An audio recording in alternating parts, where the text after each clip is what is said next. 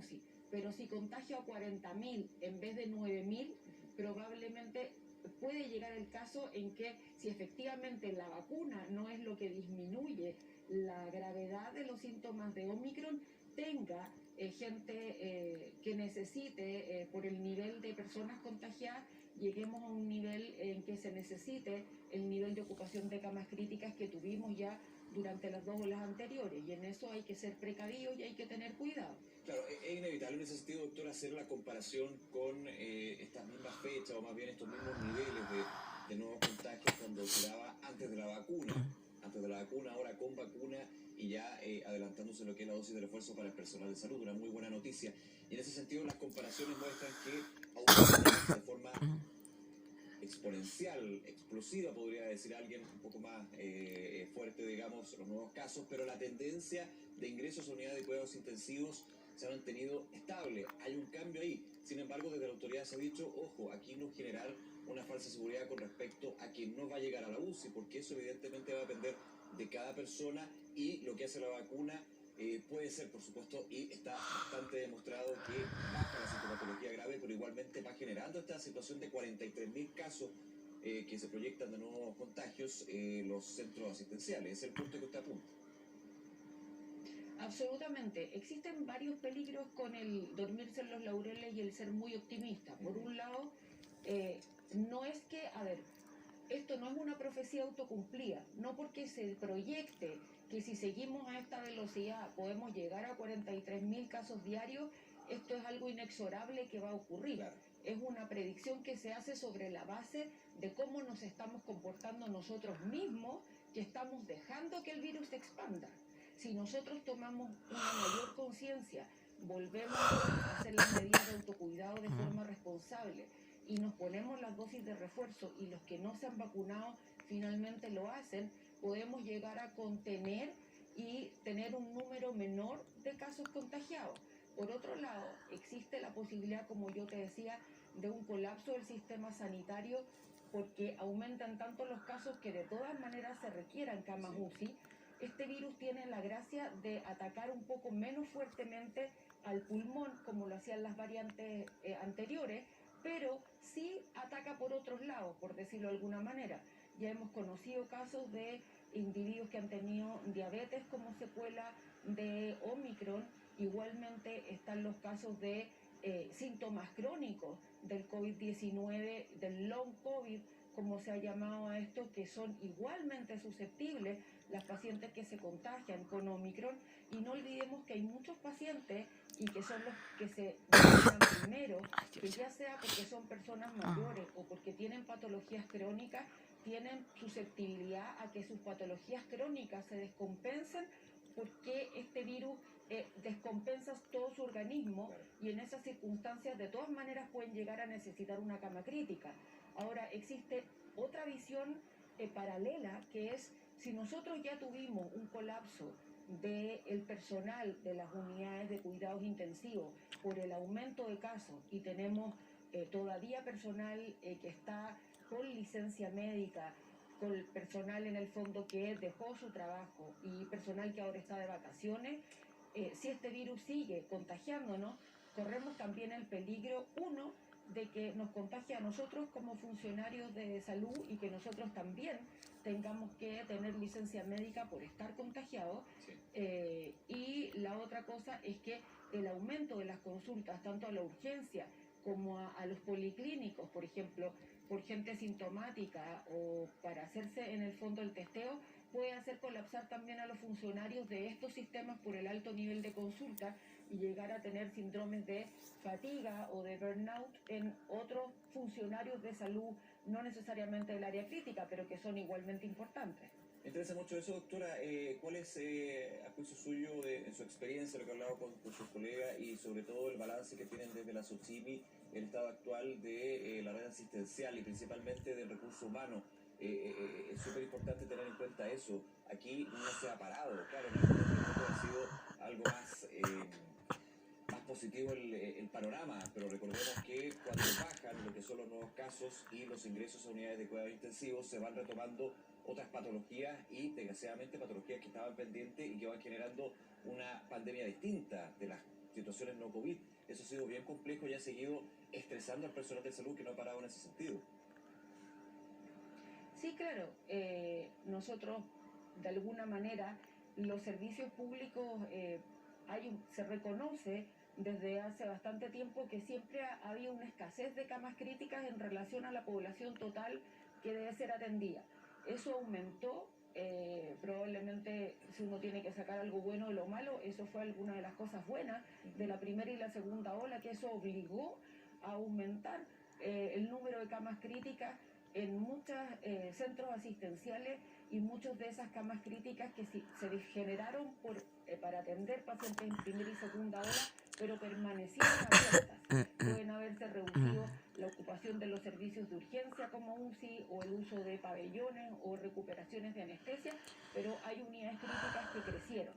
Sin embargo, tal como tú dices, las unidades críticas que ya no estamos en periodo de full capacidad para pacientes COVID, siguen atendiendo a pacientes críticos que tienen las mismas necesidades pre-pandemia, digamos, de sus tratamientos, y eso hace que todas las unidades se manejen con alrededor de un 80 o 90% de capacidad llena. O sea, las unidades críticas por lo general tienen no más allá de un 10 a 20% de posibilidades de camas vacías, claro, para recibir a nuevos pacientes. Y eso, claro, pues en una unidad de 20 camas, claro, eso significa que yo puedo tener 2, 3 camas vacías, pero si tengo una unidad que tiene 10 camas, eso significa que perfectamente puedo tener ninguna cama libre o puedo tener una sola cama libre.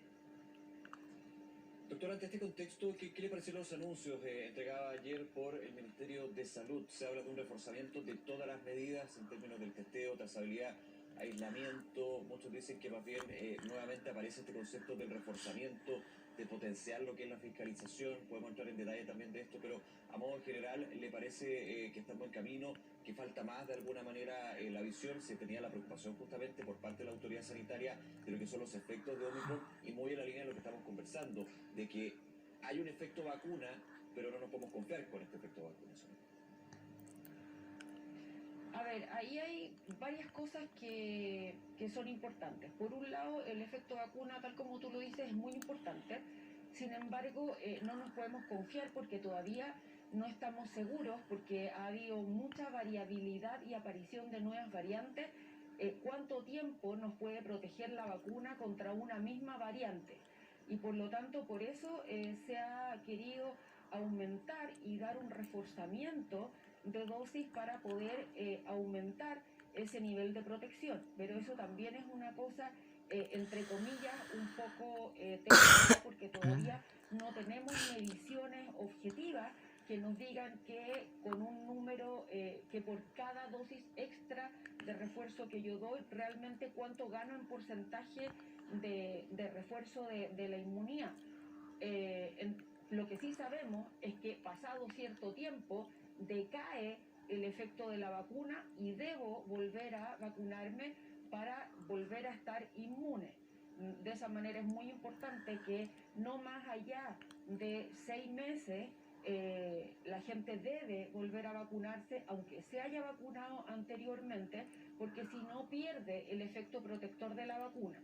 Eso como primera cosa. Pero segundo, aquí hay una serie de...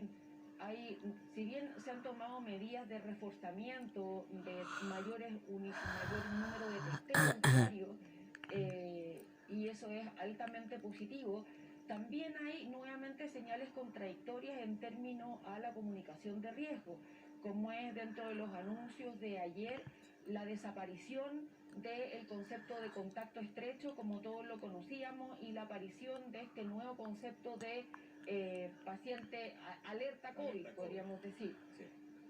Y que eso es una cosa que puede ser confundente para la gente de a pie, por decirlo de alguna manera, para la gente no... Doctora? Porque le estás pasando una responsabilidad mayor de autocuidado. Nuevamente, en este sentido se traspasa todo el autocuidado a la persona, y no existe una mayor fiscalización excepto que haya un brote. Y eso, digamos, es una medida que puede proteger desde el punto de vista administrativo y desde el punto de vista económico. No sé qué tanto se han hecho los cálculos para que no haya tanta gente con licencia por ser contacto estrecho. Pero no cambia la contagiosidad, ni cambia el estado de salud, ni el estado epidemiológico que estamos viviendo actualmente. Por lo tanto, tú vas a aislar solamente al caso positivo, lo cual me parece absolutamente razonable seguir aislando al caso positivo. Pero si tú no conoces y no aíslas, no le dices a la gente que por ser contacto estrecho o en este caso alerta COVID debería aislarse unos días, no digo que tengan que ser los mismos 7 días que se aislaban antes, sabemos que Omicron tiene un curso un poco más corto de enfermedad, que los síntomas aparecen antes porque el periodo de incubación es menor y que también eventualmente el cuadro no es tan largo como las variantes anteriores, sino que los síntomas desaparecen entre 5 a 7 días y por lo tanto, una vez desaparecidos esos síntomas, la persona ya no sería contagiosa, por decirlo de alguna manera. Entonces, si yo soy contacto estrecho de alguien, podría perfectamente, como lo dicen las nuevas indicaciones, hacerme una PCR o un antígeno al cuarto o quinto día, y si eso sale negativo, yo puedo seguir trabajando con normalidad y con seguridad de que no voy a contagiar a nadie. ¿Por qué? Porque si soy contacto estrecho y eventualmente soy portador asintomático porque estoy protegida con la vacuna, pero sigo circulando y sigo trabajando libremente, existe la posibilidad de que yo siga contagiando a otra gente y algunos de ellos, mientras más contagie, se van a hacer positivos y se van a hacer sintomáticos y va a aumentar el número de casos sintomáticos y entonces el beneficio de no tener tanta gente con ausentismo laboral se va a perder, porque yo estoy dejando que la gente que potencialmente puede contagiar a otra siga haciendo su vida normal, porque le estoy traspasando la responsabilidad, le estoy diciendo al caso que tiene que contactar a sus contactos estrechos, en este caso, que antes uno como caso le transmitía esa información a la Seremi y la Seremi contactaba a los contactos estrechos.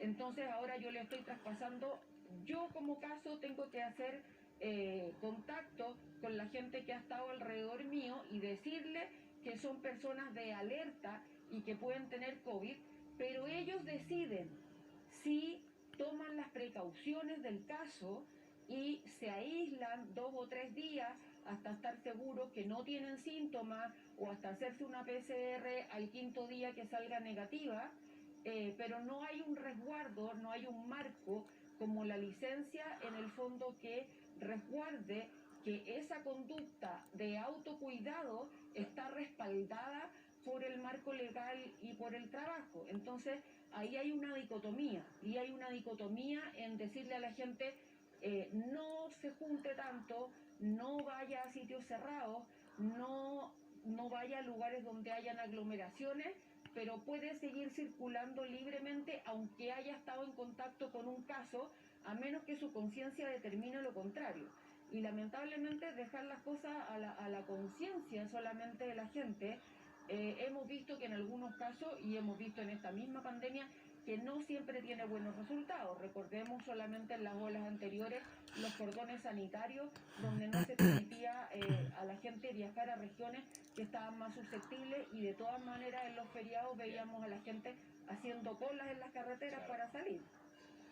Doctora Luengo, como siempre, muchísimas gracias por su tiempo, por estos minutos para conversar del contexto sanitario y también las medidas. Y muy importante reforzar el tema de la vacunación, pero por sobre todo el autocuidado, especialmente en estas épocas de vacaciones, de verano también, que es bien relevante. Muchísimas gracias, que tenga un buen día. Hasta luego. Hasta luego.